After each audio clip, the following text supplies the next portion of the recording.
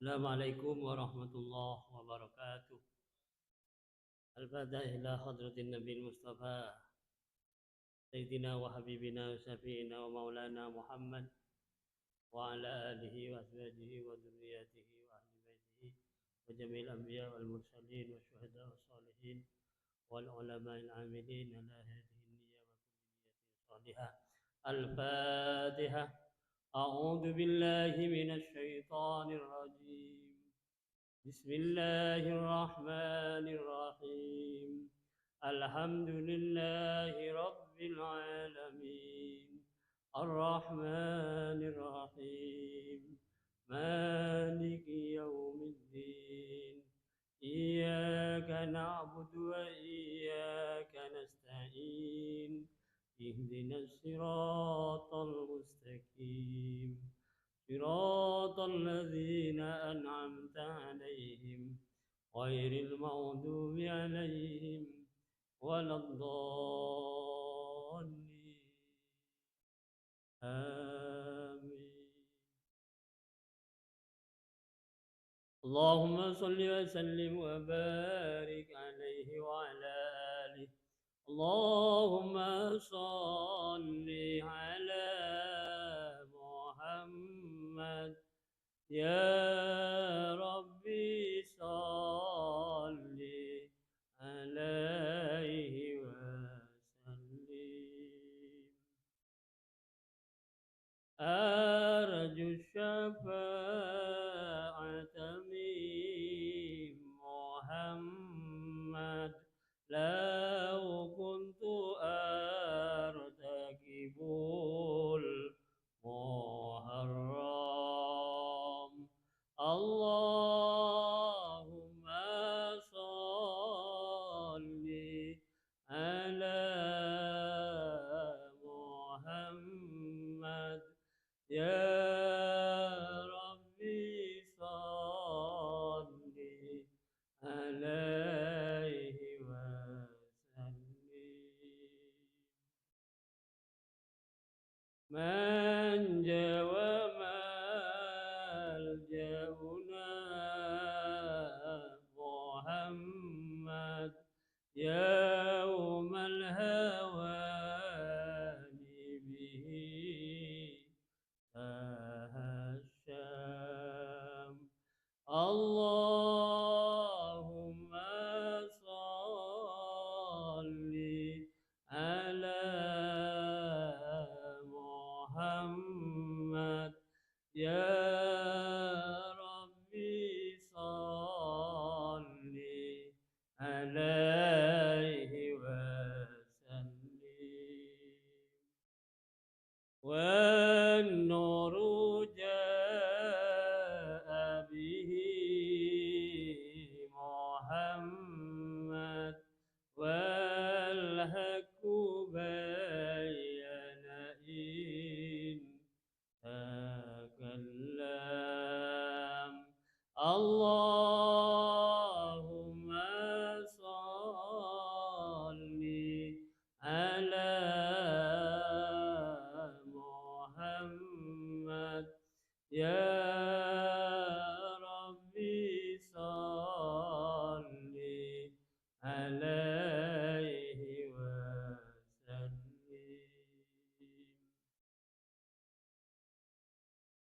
أعلى السماء سماء محمد جبريل قال له تقدم. اللهم صل على محمد يا ربي صل عليه وسلم.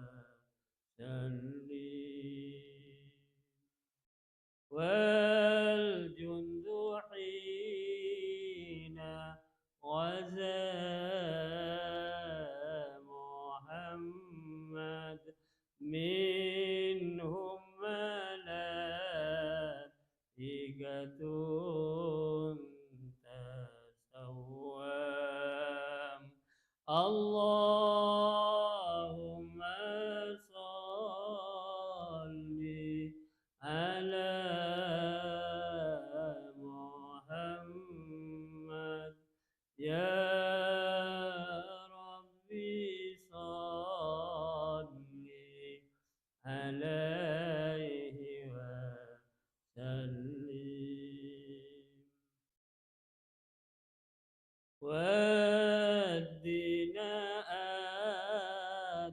قبره محمد والكفر أبطله فهدم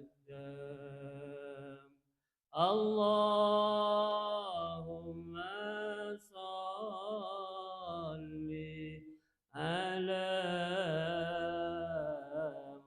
محمد يا ربي صل عليه وسلم صلى الإله على محمد والآل كلهم وسلم اللهم صل على محمد يا ربي صل عليه وسلم وصلى الله على محمد وعلى صحبه وسلم اللهم صل على محمد يا ربي صل عليه وسلم اللهم صل وسلم وبارك عليه وعلى آله الجنة ونعيمها سعد لمن يصلي ويسلم ويبارك عليه وعلى آله أثر اللهم قبره الكريم بعرف شديد من صلاة وتسليم اللهم صل وسلم وبارك عليه وعلى آله. Mudah-mudahan dengan bacaan sholawat Nabi kita semua nanti mendapatkan syafaat dari Rasulullah Sallallahu Alaihi Wasallam atas izin dari Allah Subhanahu Wa Taala. Mudah-mudahan kita juga besok di akhirat bisa berkumpul bersama Nabi Muhammad, para nabi-nabi yang lain, keluarganya Nabi juga, para siddiqin, para syuhada, para sholihin, para ulama. Akhirnya kita semua oleh Allah Subhanahu wa taala digiring dan dimasukkan ke dalam surga Allah yang penuh dengan nikmat. Wasiqal ladzina taqaw rabbahum ilal jannati zumara. Tergiring orang-orang yang bertakwa kepada Tuhan mereka masuk ke surga rombongan. Jadi nanti masuk ke surga tidak sendirian, bersama-sama para tokoh-tokoh kita, panutan kita, para ulama, para sholihin, para syuhada, termasuk para sahabat-sahabat Nabi dan para anbiya wal mursalin, khususnya Nabi Muhammad sallallahu alaihi wasallam. Allahumma atimna al-jannata fa innahu awwal man yadkhuluha wa anzilna al-jannata fa innahu awwal man yanziluha.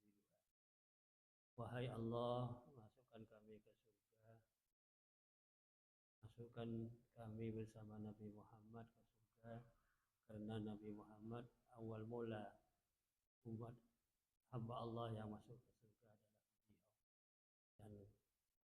tempatkan kami dengan Nabi Muhammad di tempat yang penuh dengan nikmat, karena juga tempat yang pertama kali ditempati oleh beliau Nabi Muhammad Sallallahu Alaihi Wasallam. Hadirin hadirat yang saya muliakan, alhamdulillah pada malam ini kita ditakdirkan oleh Allah bisa bersilaturahmi di Langgar Hidayah Kauman, mengikuti pengajian rutin seperti biasa tiap Jumat malam. Kita berkumpul dengan mengikuti uraian kajian-kajian agama, baik dari ilmu syariat, ilmu akidah maupun ilmu tasawuf.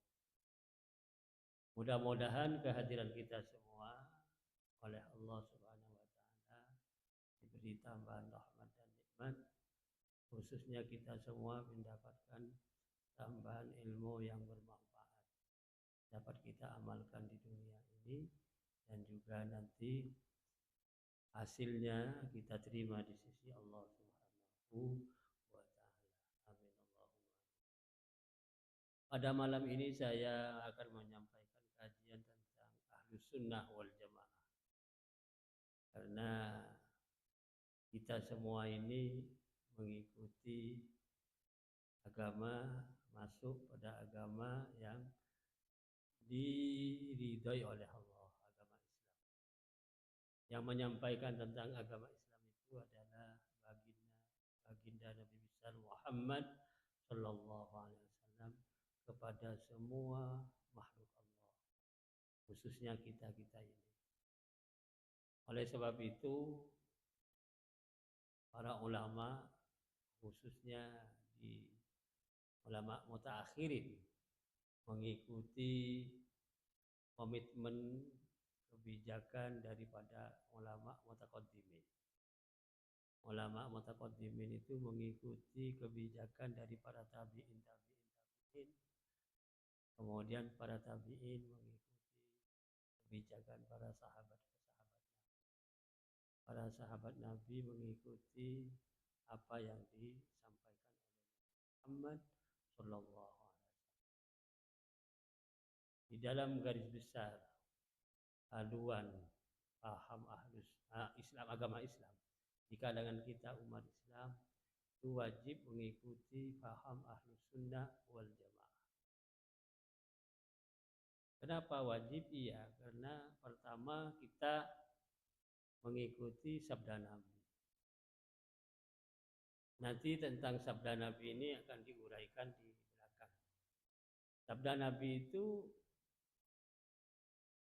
perkataan beliau, alaikum bisunnati wa sunnatil khulafa'ir rasyidin al-mahdiyyin. Wajib atas kalian semua mengikuti sunnahku Muhammad, dan juga mengikut wajib bagi kalian semua umatku, maksudnya umat Islam, mengikuti sunnahnya para khulafa'ur rasyidin al-mahdiyyin. Ya, mereka itu semua mendapatkan petunjuk dari Allah Subhanahu. Jadi statusnya mengikuti sunnah Nabi itu adalah hukumnya wajib, harus. Di sini akan dibahas tentang sunnah Nabi, supaya kita punya pemahaman yang insya Allah tidak meleset. Kalau toh nanti ada kekurangan bisa kita sempurnakan. Sunnah Nabi yang wajib kita ikuti itu supaya kita tambah mantap, ada 3 sunnah qauliyah namanya. Yang pertama. Yang kedua sunnah fi'liyah. Yang ketiga sunnah takririyah. Ini mungkin 2 tahun yang lalu sudah saya sampaikan, tapi tidak ada salahnya malam ini saya sampaikan kembali. Kalau toh kita tidak lupa, lebih baik ingatan kita itu tambah kuat. Tapi kalau terlanjur lupa, malam ini insya Allah kita ingat. Sunnah Nabi itu pertama adalah sunnah qauliyah yang berkaitan langsung dengan perkataan Nabi, ucapan Nabi Muhammad. Kalau bahasa yang lebih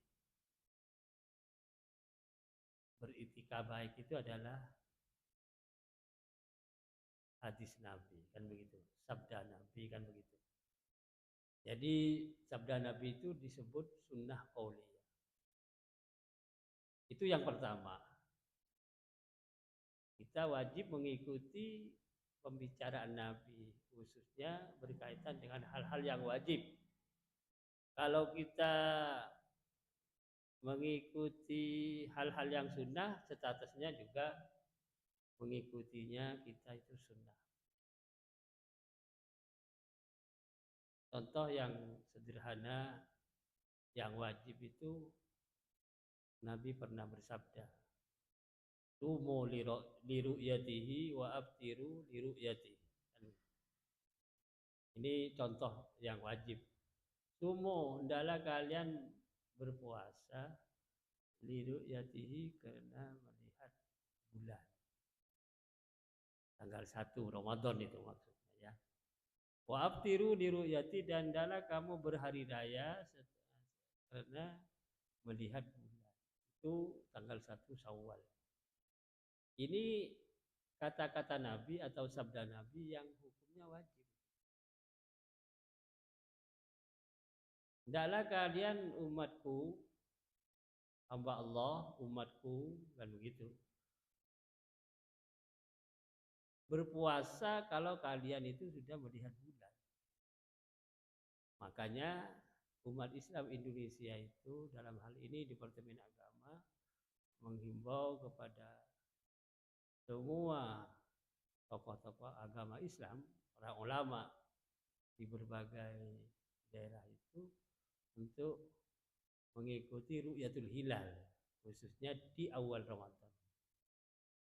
Karena melihat bulan itu supaya clear gitu lah. Berdasarkan sabda ini, apabila kalian melihat bulan, hendaklah kalian puasa, kan begitu. Juga nanti akhir Ramadan, awal Syawal, kamu juga melihat bulan. Kalau kalian melihat bulan di akhir Ramadan untuk menetapkan satu Syawal, maka kalian itu wajib berbuka, artinya melaksanakan hari raya. Kalau diteruskan hadis ini begini, fa in humma alaikum, kalau bulan tidak kelihatan karena terhalang awan, fabil istiqmal, maka wajib untuk menyempurnakan hitungan 30 hari dalam bulan Ramadan. Istiqmal itu artinya salasina yauman, 30 hari.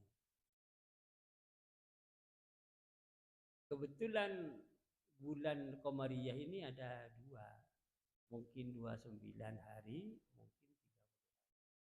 Beda dengan bulan Syamsiyah Masehi yang kita ikuti itu bisa 30 hari, bisa 31 hari, bisa 29 hari, bisa 28 hari. Jadi ada 4 bahkan yang bulan Syamsiyah. 28 bisa 28 hari langsung besoknya tanggal 1. Bisa juga kadang-kadang 29 besoknya tanggal 1. Yang 30 hari bisa juga, tapi besoknya tanggal 1. Bahkan ada yang 31 hari, besoknya baru tanggal 1. Berarti kalau yang bulan Masehi itu malah 4. Tambah ruwet kita. Tapi kalau Qamariyah hanya 2, mungkin 29, mungkin 30. Nah, berkaitan dengan sabda Nabi yang pertama ini, wajib bagi kita melaksanakan praktek lah gampangannya ya. Bertindak langsung, berusaha melihat bulan di akhir Ramadan, di akhir Sya'ban itu. untuk menetapkan satu Ramadan. Kalau berdasarkan hadis ini, kemudian lepas, dengan kata lain tidak usah melihat, menghindar dari ru'yatul hilal, tapi pakai hisab yang sudah kita saksikan dan kita ikuti pelaksanaan dari sebagian umat Islam menetapkan awal Ramadan dan awal Syawal itu pakai hisab. Hukumnya dalam ilmu hisab itu ilmu falak namanya, yang wajib melaksanakan puasa untuk menetapkan satu Ramadan itu hanya bagi yang alim itu saja, yang mujtahid dalam ilmu falak, dia saja, tidak boleh ngajak orang lain. Nah, di sini beda pemahaman agama hal ini dalam menentukan satu Ramadan atau satu Syawal.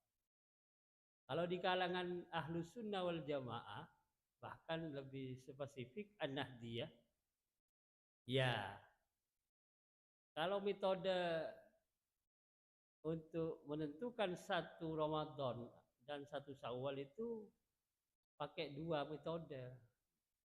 Pertama hisab, dua ru'yatul hilal. Itu yang sempurna. Karena yang hisab itu cuma berdasarkan hitungan tanpa melihat. Bagi ulama ahli falak yang sudah ngelontok tentang ilmu falaknya, boleh dia menetapkan satu Ramadan khususnya dan juga satu Syawal dengan ilmu yang dimiliki itu dirinya sendiri, tidak boleh ngajak orang. Yang menjadi persoalan kalau di suatu kelompok seperti di Indonesia, karena ada ormas, bermacam-macam ormas, kebetulan pimpinan ormasnya itu menitik beratkan kepada metode yang satu sisi, misalnya hisab itu tadi. Lalu mengajak anggotanya. Ini kalau dalam segi ilmu pengetahuan agama yang sempurna, yang paling valid dan sempurna itu kuduni mengikuti dua metode tadi. Ilmu hisab itu untuk mengantarkan kita bisa melaksanakan ru'yatul hilal. Kemudian ru'yatul hilal itu hasil atau tidak itu sebagai penentu. Di sini kaitannya dengan kewajiban kita sebagai hamba Allah, umat Muhammad yang memang mau mengamalkan ajaran Islam dengan sempurna, gitu dah maksud saya. Saya ulangi kembali supaya kita tahu bahwa berdasarkan ilmu hisab saja itu kurang sempurna, penetapan awal bulan, karena tidak mengikuti sabda Nabi yang dalam hal ini sunnah qauliyah. Karena perintahnya dari Nabi itu sumu li ru'yatihi, bukan sumu li hasya hisabihi, bukan. Tapi sumu li ru'yatihi. Ru'yah itu maknanya melihat dengan mata telanjang. Bukan kalian harus puasa dengan hitungan kalian. Bukan. Ini kalau kita mau melaksanakan sunnah secara spesifik sesuai dengan sunnah qauliyah yang ada pada diri Rasulullah Shallallahu Alaihi Wasallam. Ini statusnya wajib.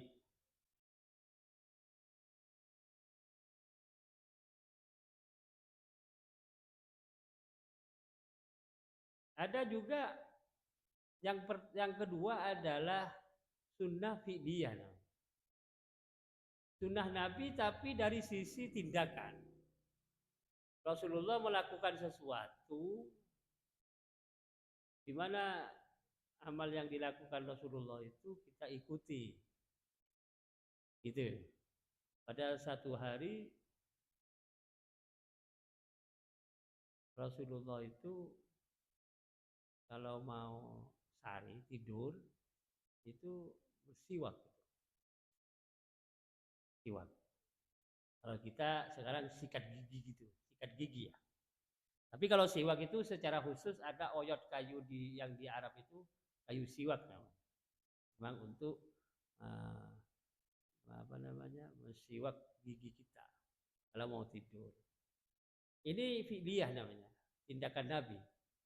Nabi kalau mau tidur itu siwak. Nanti bangun tidur Rasulullah juga siwak lagi.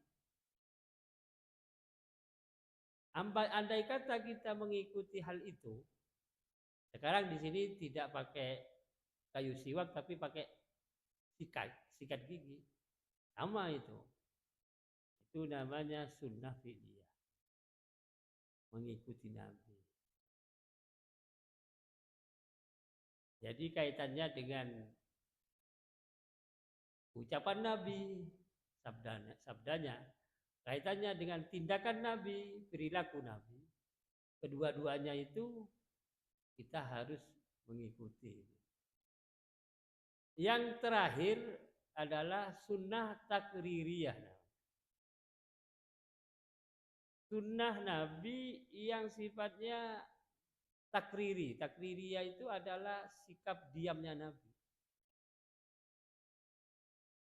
Diam. Rasulullah itu dengan kata lain tidak mengeluarkan sabda, ucapan, dan tidak melaksanakan tindakan. Tidak. Tapi sikap saja. Dengan bahasa yang lebih spesifik, dengan tenang diam sejenak, itu menjadi sunnah itu. Yang ketiga, pada suatu hari Rasulullah itu jalan-jalan, umpama di sini di kampung begitu, bersama sahabat, tahu-tahu ketemu seorang yang sudah sepuh, sudah tua, Mbah Beto itu, Mbah Putri itu duduk, kebetulan di depannya ada biji kurma. Beberapa biji kurma di depannya waktu duduk. Ternyata si Mbah tadi itu baca tasbih. Subhanallah, diambil satu kurma. Subhanallah, diambil lagi. Berarti dua. Subhanallah, tiga. Terus sebanyak biji kurma yang di depannya itu dibuat titen-titen jumlah bacaan tasbih. Itu ceritanya. Nah, kan Nabi kan tidak bersabda itu. Sebelumnya Nabi Muhammad tidak mengatakan tentang baca tasbih pakai biji kurma, tidak. Tapi juga tidak ada larangan. Nabi tidak pernah melarang orang kalau baca tasbih nggak boleh pakai hitungan, tidak mengatakan. Sikapnya Nabi waktu itu diam, takrir. Melihat simbah tadi membaca tasbih dengan menghitung biji kurma tadi itu, Nabi diam. Berarti Nabi itu setuju gitu lah. Kalau ada orang yang berbuat baik, walaupun Nabi itu tidak memerintahkan, tidak bersabda, dan sekaligus Nabi juga tidak melarang. Ini yang dikatakan sunnah takririyah. Kalau sekarang di sini imam itu di mihrabnya, di keimaman kadang-kadang ada tasbih. Itu istilahnya bukan biji kurma tapi diibaratkan atau bahasa kita mengambil contoh itu namanya kias. Membandingkan simbah tadi yang baca tasbih dengan biji kurma tadi itu sekarang direnteng jadi tasbih. Namanya tasbih untuk menghitung subhanallah, subhanallah, subhanallah dan seterusnya itu. Bahkan di tuku-tuku kitab itu banyak tasbih sekarang. Maksudnya kita supaya tidak usah mencari kerikil atau apa gitu untuk menghitung tasbih Anda. Sekali lagi, sunnah takririyah itu tidak dicontohkan oleh Nabi secara tindakan dan juga tidak dikatakan sebelumnya. Tahu-tahu Simbah itu melaksanakan seperti itu. Nabi tenang, diam sejenak itu ya. Berarti itu sunnah takriri. Dengan sikap Nabi seperti itu setuju Nabi itu ada orang berbuat baik walaupun tidak diperintah gitulah. Ini kadang-kadang dengan orang yang ahli dalil tidak dipahami ini. Yang namanya sunnah takriri. Atau tidak direspon. Yang direspon cuma kalau ada tindakan, ada konkretnya, ada keterangan, dalil namanya, kan gitu. Yang dituntut dalil. Dan sekarang supaya kita tahu bahwa sunnah takririyah yang ada pada urutan ketiga di dalam pribadi Rasul sunnah qauliyah, sunnah fi'liyah, sunnah takririyah itu menjadi dalil itu. Menjadi dalil. Supaya kita punya pedoman sekaligus tidak menyalahkan orang. Yang kedua, sahabat Bilal itu melaksanakan wudhu. Berwudhu, sholat mungkin beliau. Nah, setelah selesai wudhu itu beliau itu sholat sunnah. 2 rakaat sunnatul wudhu namanya. Nah, sholat sunnah 2 rakaat yang dilaksanakan sahabat Bilal itu tidak diperintahkan oleh Nabi dan tidak dicontohkan oleh Nabi. Tapi Sayyidina Bilal melaksanakan itu, Nabi diam, takriri ya. Berarti setuju kalau ada jamaah yang berwudu, mengambil wudu, setelah wudu sholat sunnah dulu 2 rakaat. Mensyukuri wudunya tadi yang tidak bisa dilaksanakan dengan sebaik-baiknya. Jadi hal-hal yang seperti ini banyak yang tidak tahu. Bukan saya karena memang mereka tidak mau masuk kepada pembahasan yang sifatnya tidak eksplisit. Langsung ada tulisannya kan begitu. Langsung ada penjelasannya. Makanya dalam Islam itu harus kita punya pandangan ke depan dan ke kanan, ke kiri, ke depan, ke belakang, ke atas, ke bawah supaya wawasan kita itu luas gitu. Jadi tidak akan mudah menyalahkan orang. Kalau nanti hasil wawasan kita dan uraian kita, pemikiran kita yang luas tadi itu terjadi hal-hal yang keliru, kita bisa ngomong juga. Tapi tidak kucuk-kucuk, ini ada dalilnya, ini bid'ah, ini dolalah. Ya belajar dulu dong, jangan langsung menyalahkan orang. Sunnah takririyah ini banyak yang tidak diketahui oleh umat Islam. Jadi sekali lagi, alaikum bisunnati wa sunnatil khulafa'ir rasyidin al-mahdiyyin itu sunnahku itu wajib kalian mencontoh. Baik dari sisi ucapan Nabi, sabdanya, atau tindakan Nabi, atau sikapnya Nabi. Ahlus sunnah wal jamaah kalau kita. Tidak hanya Nabi saja, tapi jamaah, orang banyak lah. Kalau di zaman sahabat Nabi kumpul, mencontohkan kepada kita musyawarah lah. Itu di waktu Nabi masih suarki Nabi tidak pernah terjadi. Yang terjadi setelah Nabi wafat. Contohnya, penetapan awal tahun Hijriyah. Nah itu bukan ditetapkan Nabi itu. Ditetapkan sahabat Umar bahkan. Di zaman sahabat Umar bin Khattab. Lalu sekarang ada di kalender Hijriyah kan. Bahkan ada Masehi kan gitu ya. Miladiyah namanya. Nah, jadi hukum Islam itu berkembang terus. Dan yang pokok juga kita harus tahu bahwa untuk menetapkan hukum itu harus kita memandang 2 sisi. Jangan satu sisi. Ada hukum yang tidak boleh dirubah. Tapi ada hukum yang harus dirubah. Boleh dirubah kan? Jadi ada kaidah dalam fikih itu al-hukmu yadulu ma illatihi wujudan wa adaman kan gitu. Jadi hukum itu bisa berputar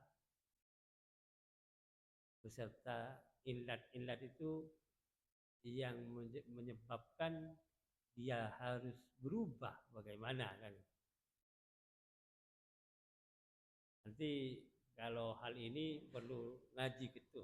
Tidak boleh atau tidak bisa kita hanya pengajian umum yang sifatnya cerita-cerita, itu harus ada kitabnya, ngaji betul gitu loh. Akhirnya melekat kepada dada kita dalam ilmu pengetahuan itu mendarah daging. Jadi ada yang hukum tidak boleh tetap, tidak boleh tidak harus tetap, tapi ada hukum yang berubah-berubah. Pada saat tertentu hukum ini boleh, pada saat tertentu tidak boleh gitu. Nanti itu ada metodenya itu.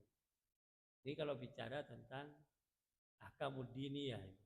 Ahkamud diniyah itu istilahnya juga banyak. Bukan waqi'iyah saja tapi juga maudhu'iyah. Kalau waqi'iyah itu hukum yang bisa dibahas dengan realita yang ada misalnya.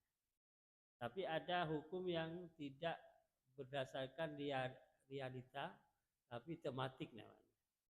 Karena ada suatu hal yang terjadi, bagaimana ini?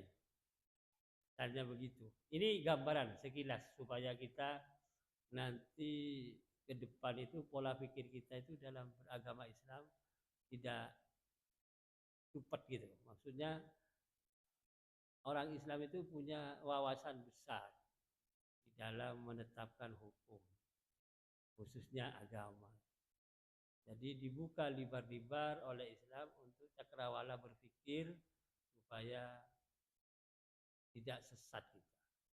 Sebab kalau pikiran kita cepat itu ya pasti baca satu sisi saja. Akhirnya kurang begitu luas pandangannya dan uraiannya. Hasilnya bentrok karena sana itu pikirannya yang kanan, sini kiri. Ya kanan kiri itu dibahas supaya maksud saya supaya luas itu. Ya contoh yang clear yang konkret di akhir-akhir zaman ini itu membahasnya satu sisi. Ditanggapi oleh kelompok yang lain itu sisi yang lain. Tidak ketemu sampai kiamat. Itu nanti kita perlu bahas secara global. Tidak asal-asalan. Karena kita ini diturunkan oleh Allah risalahnya kepada Nabi Muhammad. Afala taqilun? Afala tatadzakkarun? Afala tasmaun? Afala itu banyak. Apakah kamu tidak berpikir? Apakah kamu tidak mau mengerti? Kan gitu. Di Quran itu kan begitu. Jadi Allah Ta'ala itu memberi pertanyaan taubihnya. Istibham taubih. Apakah kamu tidak begitu? Oh, ya kutuni begitu. Kan gitu. Kutuni kamu berpikir luas. Jangan cetik kamu itu. Ini Quran. Supaya kita dituntut ke depan itu banyak mengkaji itu. Bukan cuma pengajian tapi pengkajian. Bukan hanya ngaji tapi juga mengkaji. Kan gitu. Kalau ngaji itu sifatnya mendengar. Yang namanya mengkaji itu ada ore-oreannya terus diperdalam lagi. Ini kenapa dari kalimat per kalimat dari susunan kata lah sampai ke makna-makna yang detail. Sampai kepada sebab musababnya. Kenapa begini? Kan begitu. Itu apalah tak gitu. Punya akal. Gitu.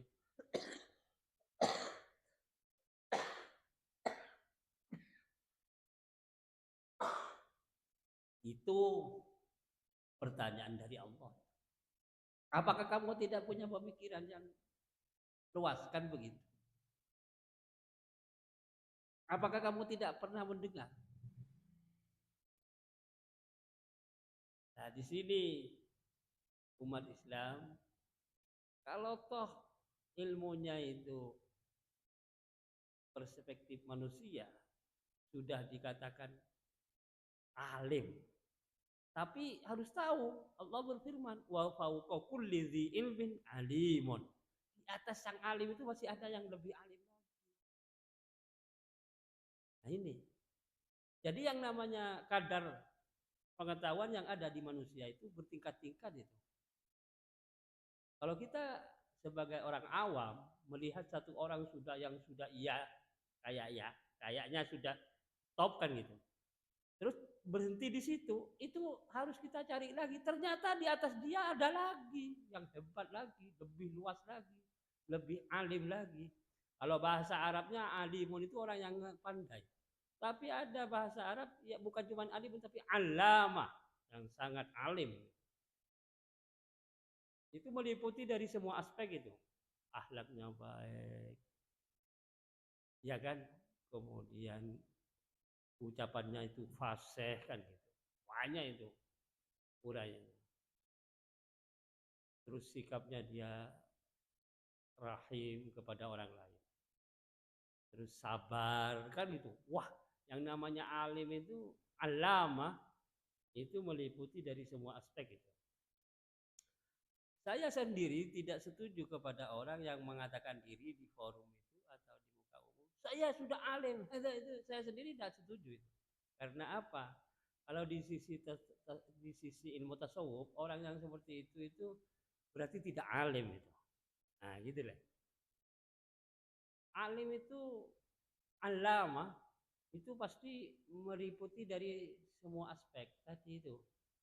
Ucapannya baik, rahim kepada orang lain, sabar, terus merasa dirinya kurang terus kan gitu.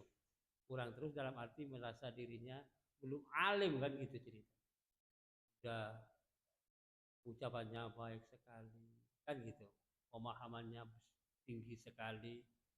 Wah, alamah bukan cuma alim. Sudah pandai, sangat pandai. Mohon maaf saya agak sedikit ya bukan mengeritik ya, menguraikan tentang kelemahan manusia. Manusia itu kan lemah. Jadi kuatnya seperti apapun, hebatnya seperti apapun kan gitu ya. Pinternya seperti apapun itu pasti yang namanya manusia itu pasti ada yang melebihin dari dia. Makanya Allah berfirman dalam Al-Qur'an wa kullu di ilmin alim. Kullu di ilmin alim. Semua yang punya ilmu itu wa fauqa kulli dzi ilmin alimun.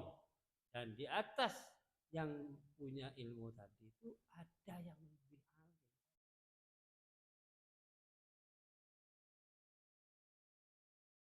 Nah, di sini individu-individu yang punya ilmu itu jangan merasa dirinya alim atau mengumumkan di publik saya sudah alim, dikatakan orang alim saya ada. Itu ya nggak usah begitulah. Orang yang melihat dan mendengar menyaksikan sudah tahu bahwa dia yang alim.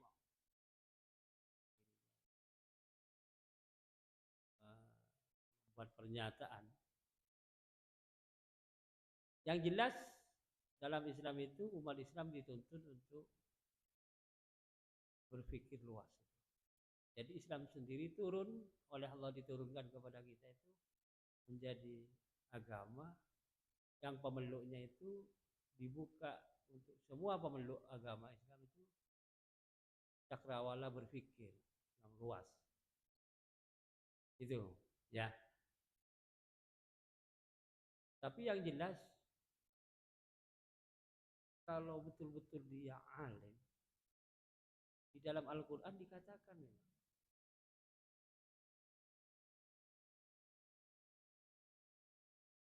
dalam Al-Qur'an itu Allah mengatakan bahwa perumpamaan wa tilkal amsalu nadribuha linnasi Wa ma yaqiluha illal alimun. Itulah contoh-contoh kami buat untuk semua manusia kata Allah. Tetapi contoh yang ada itu, hasil yang saya memproduk itu kata Allah, tidak akan bisa dipahami kecuali orang yang punya ilmu. Ya contoh yang banyak dalam kehidupan kita itu, mulai dari keseharian yang kita ada itu kan bukan cuma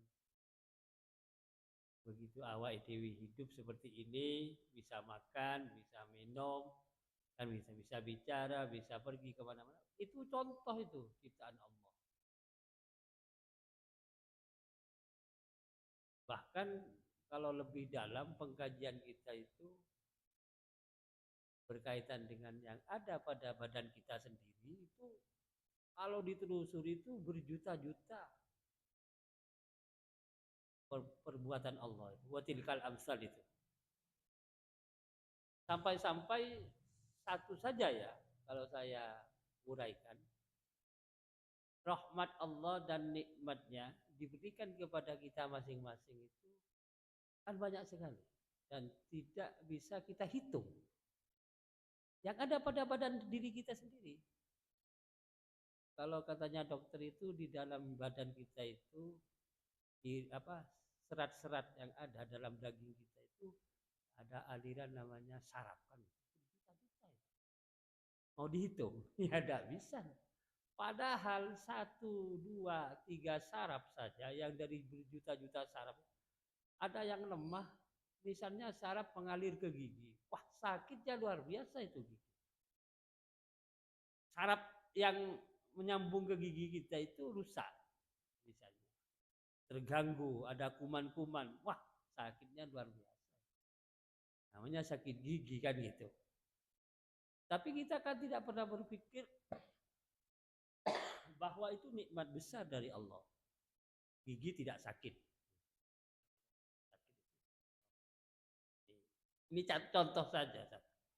Ini yang tidak kelihatan langsung kita rasakan. Kalau yang tidak kelihatan kita rasakan, rasa. Sampai-sampai ada istilah nikmat rasa. Sebaliknya, ya rasanya tidak nikmat kan gitu ya. Kalau itu dibahas, ya panjang itu. Yang tidak kelihatan, nikmat rasa. Kalau yang kelihatan, saya pernah membahas dengan teman-teman itu masalah kepala kita yang ditumbuhi rambut. Jadi kepala kita satu area, tapi rambutnya tumbuh itu beda-beda ya. Ini kan nikmat itu. Kalau yang atas sendiri itu cepat panjang. Turun sedikit, alis itu tidak panjang-panjang. Padahal di areanya kan sama, di wilayah satu. Ya kan? Turun lagi, mas di samping bisa menggerakkan lopoknya mata ini itup ya. Ini rambut lah. Ya juga beda. Itup dengan alis itu kadang-kadang alis ada sehelai rambut bisa panjang. Kadang-kadang. Tapi tidak panjang-panjang. Itup juga. Coba bayangkan kalau panjang. Kayak apa alis kita itu. Ya walaupun ada alat untuk mencukur, tapi kan capek mencukur alis, mencukur kepala. Itup dan seterusnya. Masuk ke bawah sedikit ada lubang hidung ini ada. Ini ya sok panjang tapi tidak begitu banter itu panjangnya. Rambut bulu hidung. Di luar sedikit namanya kumis. Nah ini lebih banter juga. Tumbuhnya itu lah. Di bawah rambut di atas. Allah Ta'ala yang mengatur itu lah. Keluarnya itu lah. Tidak seperti yang lain. Kumis. Ada lagi di bawahnya jenggot. Agak banter. Nah, mau dibahas. Rambut saja di badan kita itu bermacam-macam. Allah Ta'ala menciptakan rambut ditukulki di badan kita di satu wilayah beda-beda tumbuh. Ini kalau dibahas ya panjang. Oh ini nikmat, nikmat itu pemberian Allah bisa dirasakan oleh hambanya. Nikmat ini otomatis hasilnya enak, nikmat. Tapi kalau sebaliknya itu balak namanya. Karena tidak nikmat, sakit. Ini Allah berfirman, wa tilkal amsalu nadribuha linnasi wa ma yaqiluha illal alim. Ini belum kita membahas yang secara keseluruhan kaitannya diri kita dengan orang lain, rupa. Rupa ternyata tidak ada yang sama. Mulai zaman Nabi Adam sudah triliunan manusia, tidak ada yang sama. Saking banyaknya, sudah bukan cuma miliaran. Mulai zaman Nabi Adam kan, Nabi Adam itu berapa tingginya, turun sedikit, berapa generasi agak turun, generasi lagi turun lagi, sampai pendek seperti awak dewi ini sekarang. Itu dari zaman Nabi Adam. Mau dibahas, ya tidak rampung bertahun-tahun juga, bukan cuma 1 tahun 2 tahun, bertahun-tahun tidak rampung-rampung. Tapi kaitannya sekali lagi dengan nikmat yang Allah ciptakan mau bermanfaat bagi kita semua, atau sebaliknya ada hal-hal yang menjadi mudarat karena memang oleh Allah dijadikan contoh. Karena ada santri yang tanya, Pak Ustadz, Allah Ta'ala kan Rahman Rahim. Kenapa kok Allah Ta'ala menciptakan sesuatu yang membahayakan pada orang? Nah, dengan keadilan Allah itu, Allah Ta'ala juga, Allah Syadidul Iqab. Allah itu dahsyat siksaannya. Bukan cuma Rahman Rahim. Pada saat tertentu orang itu melakukan sesuatu berkaitan dengan ciptaan Allah yang dia ingkari misalnya, sudah itu bahaya. Bukan Rahman Rahim lagi. Tapi kepada orang yang mensyukuri nikmat Allah dengan melaksanakan perintahnya, menjauh larangannya, menjadi rahmat, kasih sayang Allah kepadanya. Sebaliknya orang yang mau diamanati nikmat oleh Allah dan rahmatnya, tapi dia ingkar, ya sudah adab itu baginya. Ini gambaran sekilas seperti itu. Nah, supaya kita banyak berpikir dengan pola pikir kita yang luas, tidak cepat gitu. Mari kita mendekatkan diri kita kepada Allah dan Rasulnya melalui ajaran-ajaran yang diberikan oleh guru kita, ulama kita, supaya hidup kita tidak sesat. Saya kira itu sedikit uraian, mudah-mudahan bermanfaat. Intinya adalah kita beragama mengikuti paham Ahlus Sunnah wal Jamaah. Maulaya sholli wa sallim daiman abad ala habibika khairil khalqi kullihim huwal habibul ladzi turja syafa'a likulli hawlin minal ahwalil muqtahimi ya rabbi bil Taba balligh maqasidana waghfir lana ma madha ya wasi'al karami Rabbana atina fid dunya hasanah wa fil akhirati hasanah walhamdulillahirabbil alamin. Assalamualaikum warahmatullahi wabarakatuh.